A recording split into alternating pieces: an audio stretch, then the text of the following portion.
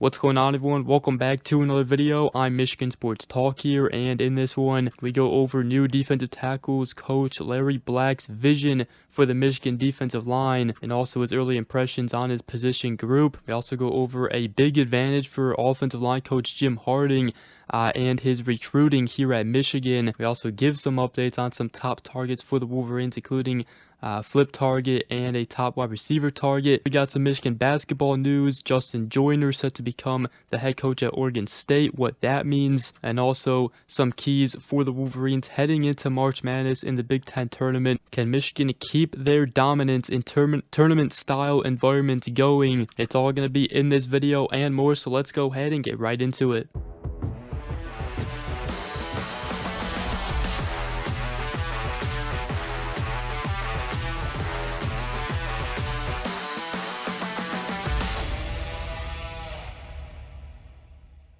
So to start this video, I first wanted to go over new Michigan defensive tackles coach Larry Black. He spoke on In the Trenches podcast and talked about his vision for the Michigan defensive line here. He first said that being here is a blessing. It worked both ways. As you work and you grow in the coaching career, you work to build to these opportunities, but it's crazy how it works. It happens fast, man. It happens fast. It's a quick process, and you've got to be ready to roll. And he said that we're going to try to be as high level as possible. I always teach our guys this. What we're looking to do, we're looking to create space versus the run, so playing with triple extension, locking things out, playing with leverage and resetting, and really preaching to those guys that if we can control those A gaps and B gaps, we're going to be one of the best D lines in the country. He also said that I'm going to bring it every day. That's my job as their coach. How am I coaching up their technique so they can play as fast as they humanly can in high energy? And he always says that call me out on a day when you don't feel like I'm not bringing it. He said let me know, but it's going to be hard. He also did speak on the group that he has. He said I love the group, working with Trey and Enow and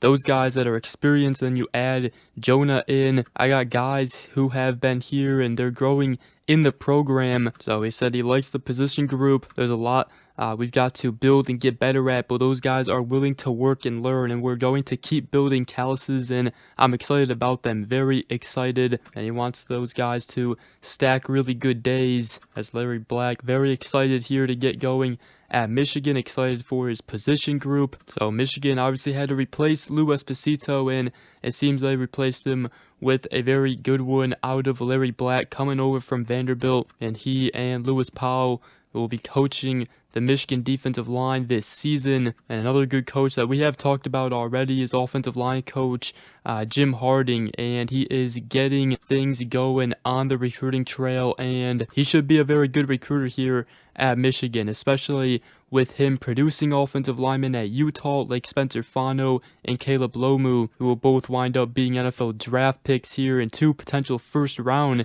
draft picks. And it should help Michigan get some offensive linemen here. According to Adam Gorney of Rivals, 4-star interior offensive lineman from the state of California, Lincoln Maggio. He said that their success definitely checks the development box for Coach Harding, and that's something I'm really looking at when making my final decision. And then also the 4-star interior offensive lineman Jackson Roper, also from out west from the state of Colorado. He stated that honestly the development of both Spencer Fano and Caleb Lomu is a major part of my interest in Michigan and my faith in Coach Harding. When you look at Coach Harding's track record of developing first-in-class talent at the O-line position, it's as good as anyone else out there. And to think he could generate those kinds of results at Utah, imagine what he can do at Michigan. As that's what some offensive line recruits had to say on Jim Harding here at Michigan. And the development of Spencer Fano and Caleb Lomu should definitely help Jim Harding recruit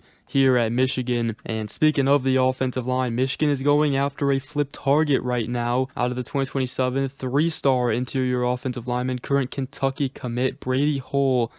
Comes from the state of Kentucky, and Harding continues to push after him as he is looking to bolster the guard and center spots. As according to Ethan McDowell of On3 and the Wolverine, it looks like Michigan is a real contender for him right now, and Hull said that he will most likely visit Michigan, as Michigan is one of the top schools pushing to flip him away from Kentucky. I'm sure it'll be hard to do since Kentucky is the hometown school, but if Jim Harding wants him, I'm sure he could get it done here at Michigan. And then also 2027 three-star wide receiver Gavin Honoré from the state of Nevada. He went to Modern Day. He's transferring though to Bishop Gorman High School. He is a former Georgia commit, and according to Chad Simmons of Rivals, Michigan has quickly emerged as a strong contender. He did state that he will be at Michigan March 17th through the 19th for an unofficial visit. It'll be his first time in Ann Arbor, and he also stated that Michigan is at the top because I have that good relationship with Coach Simon. I watched Michigan football growing up too, so I know what they are about as a program, and they are also one of the schools recruiting me the hardest. So Michigan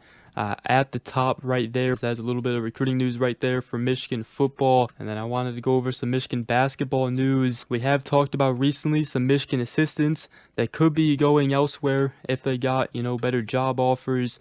One of them is Justin Joyner. He will be becoming Oregon State's next head coach, as they have officially announced the hire of Justin Joyner, currently Michigan assistant, but now will become their next head coach. So Joyner is expected to remain with Michigan through its postseason run. However, he is also set to be introduced at a press conference Monday. So obviously best of luck for him. Dusty May has already said that his assistants, the coaching staff, have earned their success in whatever offers they get. And he also said in a statement that we're excited for this opportunity for Justin, and I know he's going to do a terrific job leading the Beavers. So I just wanted to mention that Michigan will be taking on the winner between Iowa and Ohio State tomorrow at 12 p.m. to start their Big Ten tournament run in the quarterfinals. Now here's the thing, under Dusty May, Michigan has absolutely dominated in neutral court tournament style environments over the past 2 seasons here. It began with the Fort Myers tip-off event. They won that tournament last season. They also won the Big Ten tournament, went to the Sweet 16, and that was their only loss in a tournament environment, was against number 1 overall seed Auburn. They are 10-1 in these types of games in a tournament style environment in a neutral court. They won the Big Ten tournament obviously last season. They won the Players Era tournament, defeating and dominating San Diego State, Auburn, and Gonzaga. So they're going to look to continue their dominance here in a tournament style environment heading into the Big Ten tournament and the NCAA tournament as a number 1 seed. And 2 of the biggest storylines here going into March Madness, I believe, is who will step up with LJ Kaysen out, and then also staying out of foul trouble. Michigan cannot have a Dai Mara in foul trouble. We've seen him get in foul trouble. The offense just flows so much better with him out there, and he's obviously a big defensive presence. There's a reason he won Big Ten Defensive Player of the Year. And Dusty May said on Inside Michigan Basketball, he said that he's just got to be smarter. These teams that are very, very good at embellishing and flopping and all the other stuff, they're hard to play against. And there's a team in our league that we were very confident going into the game because we're like, look, they're not floppers at all. They're physical, but they don't flop. And so we've just got to be smarter, knowing that that's the case in certain games, and we can't have a Dai sitting in the first half because of those fouls. If he's going to block a shot and something happens, we can live with it, but we can't live with those. So definitely got to stay out of foul trouble, especially a Dai Mara.